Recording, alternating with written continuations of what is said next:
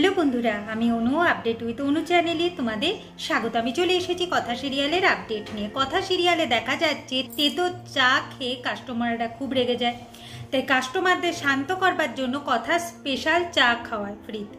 তবে নিম চা খেয়ে তাদের কিন্তু কোনো ক্ষতি হয়নি। নিম চায়ের কী কী উপকারিতা সেটা কথা আর ওখানের উপস্থিত এক ডক্টর সবাইকে বলে। এরপর ওই নিম চা ওঠে ম্যান্ডির কপালে। ম্যান্ডি খেয়ে বলে, এটা কথা তাকে কি খাওয়ালো? কথা বলে যে এইরকম ভাবেই তো শাস্তি দিতে হয়, তাই না ম্যান্ডি? ম্যান্ডি বলে, দাঁড়া না, তোকে আমি আরো বিপদে ফেলবো।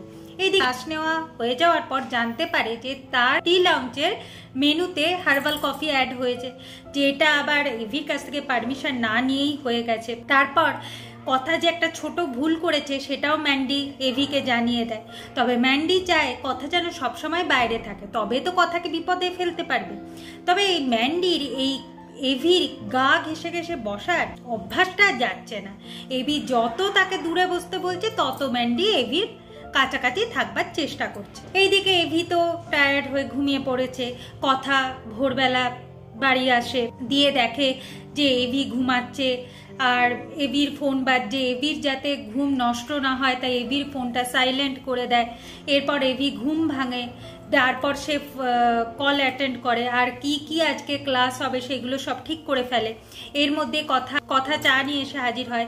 এভি কথার হাত থেকে চা খেতে চায় না। কথা বুঝতে পারছে যে এভি এখনো তার ওপর রেগে আছে।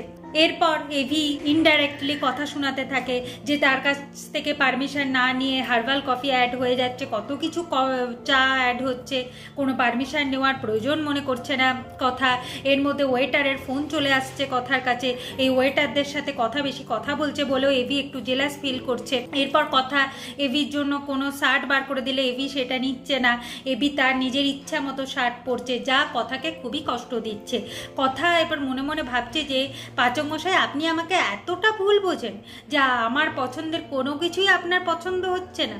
ভুল বোঝাবুঝিগুলো কি শুধু আমার জন্যই থেকে যাচ্ছে পাচক মশাই? এইদিকে কথা বেরিয়ে যাওয়ার পর এভি মনে মনে বলতে থাকে যে আমার কোনো ভ্যালুই নেই, আমার কথার কোনো ভ্যালু নেই, HOF যেটা বলবে সেটাই। আর জানে না যে আমি HOFকে পছন্দ করি না। HOF এর জন্য আমার মাকে এই বাড়ি ছেড়ে বেরিয়ে যেতে হয়েছে, আর তার ভ্যালু এত। এই জন্য সে কথার ওপর আরোই রেগে আছে। এদিকে দেখা যাচ্ছে নীলাদ্রি আর তাদের মা প্রমীলা পার্মানেন্টলি গুহবাড়ির আউট হাউসে থাকবে বলে ঠিক করে ফেলেছে। তবে প্রমীলা চাইছিল না যে তার ছেলে ঘর জামাই হয়ে থাকুক, কিন্তু যেহেতু শশীভূষণ গুহ রিকোয়েস্ট করেছে তাই রিকোয়েস্ট ফেলতে পারছে না। তবে তারা কিন্তু ভাড়া দিয়ে থাকবে। আর নীলাদ্রি বলে কিনা যে এখানে থাকলে একটু হাসি খুশি ভালো থাকে, তাই নীলাদ্রিও চায় যে এখানেই থাক। এর মধ্যেই শোনা যাচ্ছে যে গুহবাড়িতে একটা অনুষ্ঠান হতে চলেছে, খুঁটি পুজো হবে, বর্ষা মঙ্গল হবে, ইলিশ উৎসব হবে, কত কিছু উৎসব আছে। এরপর এভি আসে। এভি উৎসবের কথা শুনে বলে, আমাকে দরকার নেই, এত মানুষ আছে, আমাকে কি আবার উৎসবের দরকার?